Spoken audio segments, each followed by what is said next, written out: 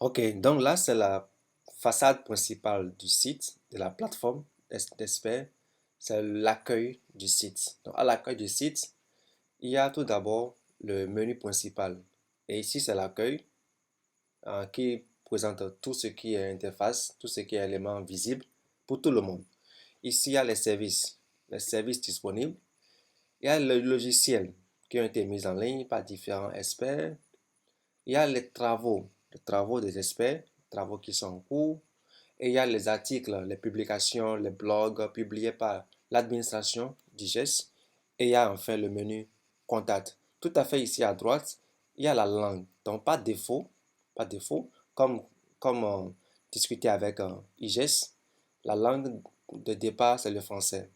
Et ensuite, nous avons intégré la langue anglaise pour permettre à tout le monde de se retrouver. Donc, l'usager peut changer la langue à son gré. Donc, si je change ça en anglais, vous verrez que tout va basculer en anglais. On attend quelques secondes pour vérifier.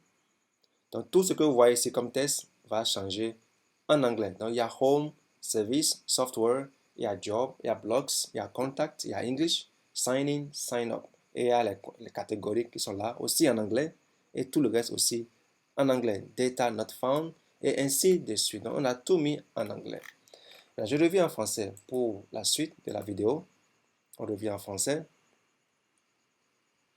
Voilà. Et vous voyez que c'est bien rapide. Le site est très rapide. Ce n'est pas trop chargé. C'est simple.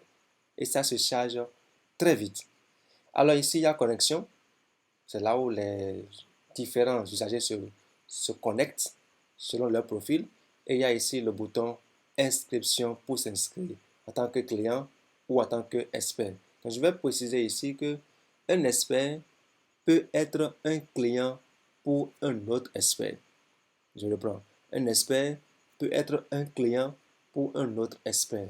Donc, c'est comme ça qu'on a conçu la logique. Et on a maintenu un seul bouton, donc un seul formulaire d'inscription pour tout le monde. Là, ce sont les catégories disponibles sur le site. Il y a administration, agriculture, services d'affaires, consultation, consulting, éducation, énergie, finance, pêche, santé. Donc voilà un peu les différentes catégories. Et il y a des sous-catégories. Il y a des catégories qui ont des sous-catégories. Exemple, catégorie consulting. Si je clique sur consulting, vous allez voir qu'il y a une sous-catégorie qui s'appelle aussi consulting. Ça, c'est fait exprès. Donc avec le temps, chaque expert pourra identifier, selon son expertise, là où les catégories dans lesquelles il ou elle peut se retrouver. Voilà. Et quand on clique sur la catégorie, on voit bien qu'il y a service, logiciel et job. Donc ça, c'est les sous-éléments de la catégorie consultation. Voilà. Donc on peut consulter en tant que service, en tant que logiciel, en tant que travaux. Et je reviens derrière à l'accueil. Bon, là, il y a des recherches à faire.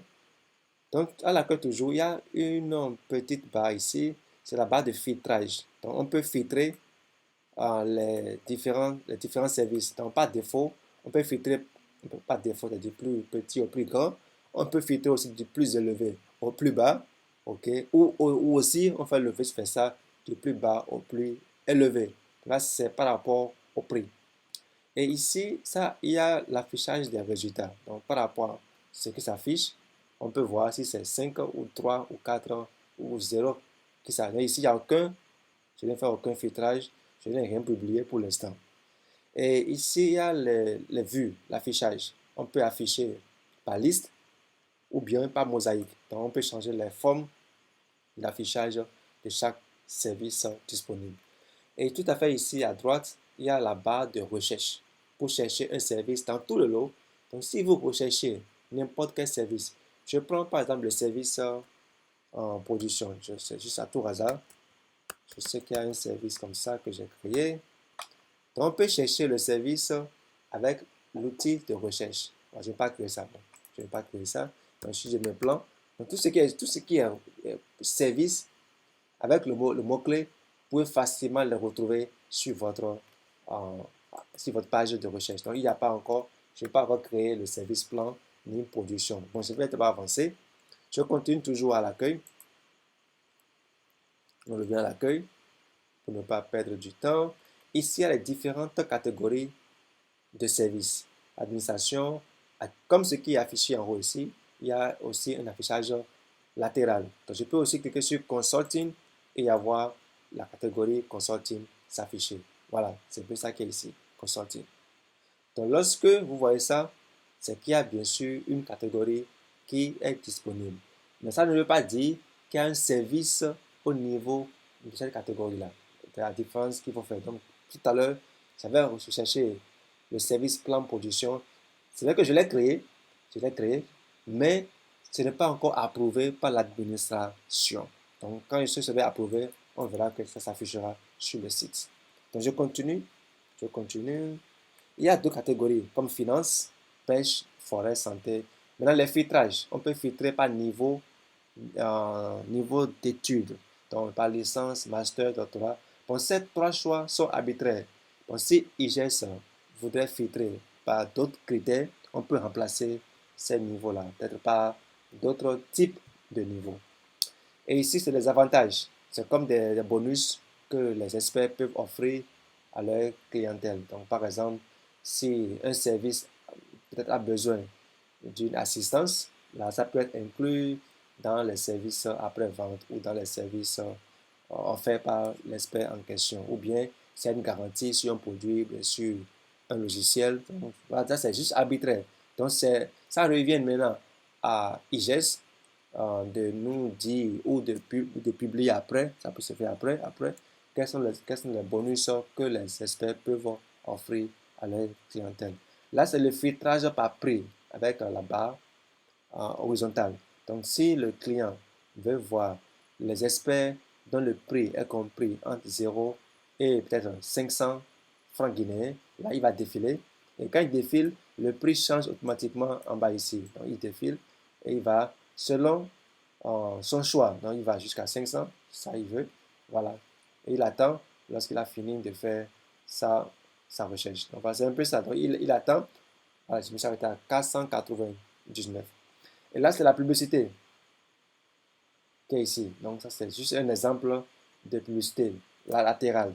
Il y a d'autres qu'on a conçus pour le centre, pour le haut. Donc, ça, c'est les partenaires qui vont s'annoncer. Donc, chaque partenaire pourra bénéficier d'un emplacement selon le contrat, selon la convenance avec IGES, ils pourront bénéficier d'un emplacement sur le site et pouvoir faire des annonces. Et en bas ici, c'est les liens rapides, c'est-à-dire les liens qui permettront aux clients de vite se retrouver. Donc, on peut les cacher ou on peut les afficher avec le symbole plus ou moins.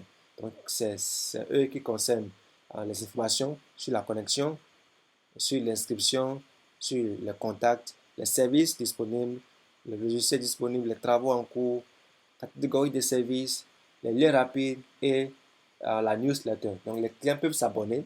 Si je cherche un service et que le service n'est pas disponible pour l'instant, le client peut, n'est-ce pas, laisser son email